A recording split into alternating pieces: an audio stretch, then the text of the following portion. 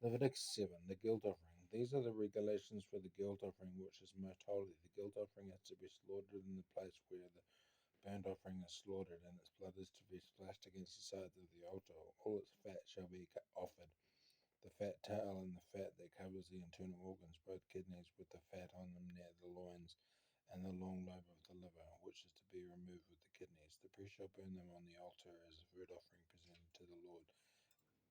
It is a guilt offering, and any male in the priest's family may eat it, but it must not be eaten in a sanctuary area. It is most holy.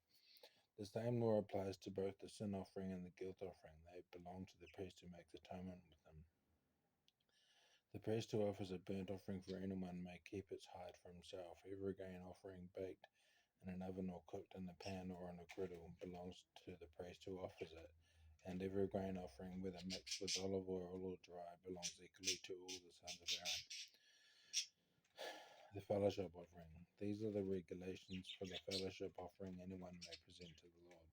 If they offer it as an expression of thankfulness, then along with this thank offering, they are to offer thick loaves made without yeast and with olive oil mixed in, thin loaves made without yeast and brushing oil, and thick loaves of the finest flour, well kneaded and with oil mixed in. Along with their fellowship offering of thanksgiving, they are to present an offering with thick loaves of bread made with yeast. They are to bring one of each kind as an offering, a contribution to the Lord. It belongs to the priest who splashes the blood of the fellowship offering against the altar. The meat of their fellowship offering of thanksgiving must be eaten on the day it is offered. They must leave none of it till morning. If, however, their offering is the result of a vow or is a freewill offering, the sacrifice shall be eaten on the day they offer it. But anything left over may be eaten on the next day. Any meat of the sacrifice left over till the third day must be burned. If any meat of the fellowship offering is eaten on the third day, the one who offered it will not be accepted. It will be reckoned to their credit, for it has become impure. The person who eats any of it will be held responsible. Meat that touches anything ceremonially unclean must not be eaten, it must be burned. As for other meat, anyone ceremonially clean may eat it. But if anyone who is unclean eats any meat of the fellowship offering belonging to the Lord, they must be cut off from their people. Anyone who touches something unclean, whether human uncleanliness or an unclean animal, or any unclean creature that moves along the ground, and then eats any of the meat of the fellowship offering belonging to the Lord, must be cut off from their people. Eating fat and blood forbidden. The Lord said to Moses, "Say to the Israelites, do not eat any of the fat of cattle, sheep, or goats. The fat of an animal found dead or torn by wild animals may be used for any other purpose, but you must not eat it. Anyone who eats the fat of an animal from which a food offering may be presented to the Lord must be cut off from their people. And wherever you live, you must not eat the blood of any bird or animal. Anyone who eats blood must be cut off from their people." The priest share.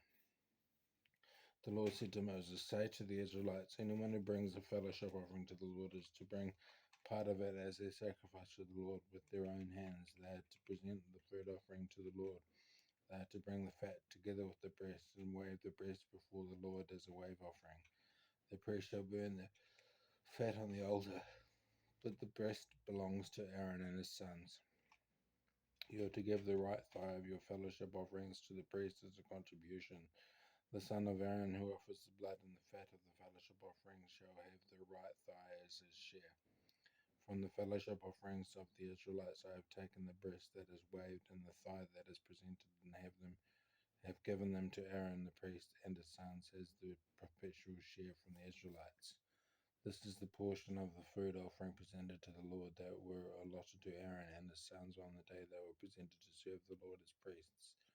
On the day they were anointed, the Lord commanded that the Israelites give this to them as their perpetual share for the generations to come.